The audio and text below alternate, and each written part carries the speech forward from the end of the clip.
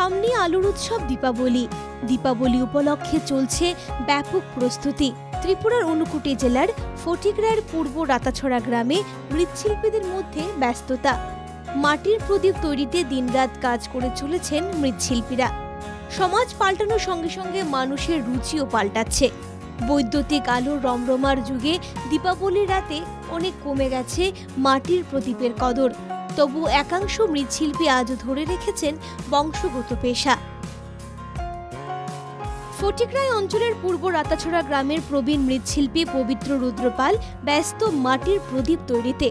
পবিত্রবাবু জানান, দীপাবলির জন্য মাটির প্রদীপ তৈরি করছেন তিনি। দুর্গাপূজার পর থেকেই শুরু হয়েছে কাজ।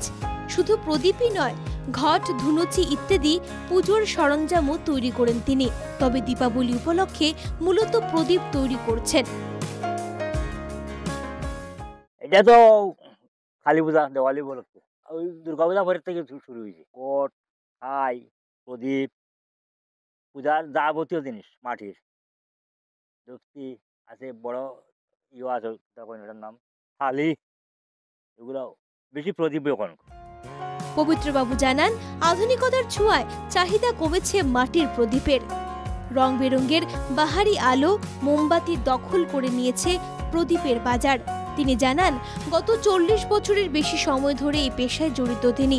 বাবার কাছ থেকে এই কাজ শিখেছেন। চাহিদা এখন আগর থেকে একটু কমে গেছে। এখন তো বিভিন্ন ধরনের মোমবাতি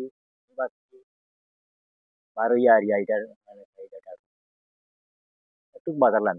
বাবা থাকতে মা করে আইছি, এখন তো বাবা নাই, এখন তো বাবার কাজটা আমি করি। আর প্রায় ধরলেন 40-45। পেশা নিয়ে সংকটে রয়েছেন বলে জানান পবিত্রবাবু। আজও কোনো সরকারি সুবিধে পাননি।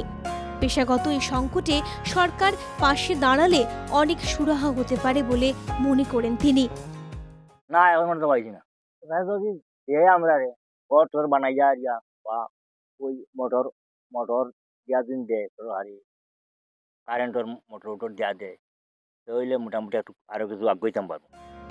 আরেক মৃৎশিল্পী স্বপন রুদ্রপাল জানান, গত বছর বানিয়েছিলেন 5000 মাটির প্রদীপ। তবে এবার সেই লক্ষ্য এখনো পূরণ হয়নি। লক্ষ্মী পুজোর পর থেকেই শুরু হয়েছে কাজ। এখনো 3000 প্রদীপও বানানো হয়নি। তবে কাজ শেষ হবে বৃহস্পতিবার। দেওয়ালের উপলক্ষে আমি প্রদীপ বানালাম। গটকাই বানাই, দুধদানি, চাটাই সহ সবটি বানাই, পাতলে তুলতে সব। গত বছর বানাইছি 5000, এবারও 5000-এর টার্গেট আছে। এখনো মনে হয় 3000 বানাইছি না। আমি কাজ করতাম, আমি লক্ষ্মী পূজা থেকে কাজ শেষ হইব বৃহস্পতিবারে। শুক্রবারে পুরা দিব, বৃহস্পতিবার আমার কাজ শেষ হয়েছে। স্বপনবাবু বলেন, দিনকাল পাল্টে গেছে। এখন এই পেশায় আর আগ্রহ হচ্ছে না কেউ। ফলে একসময় বিলুপ্ত হয়ে যাবে এই পেশা। কি বলেছেন স্বপন রুদ্রপাল, একবার শুনে নেওয়া যাক। না, নতুন তো কেউ শিখেন না। আমরা এখানেও আমরা দুইজনেও আছি, এছাড়া তো আর নাই। অন্য কেউ যদি ফুলামান যদি শিখতে চায়, আগ্রহ করিতে শিখবো, নাইলে তো আর নাই।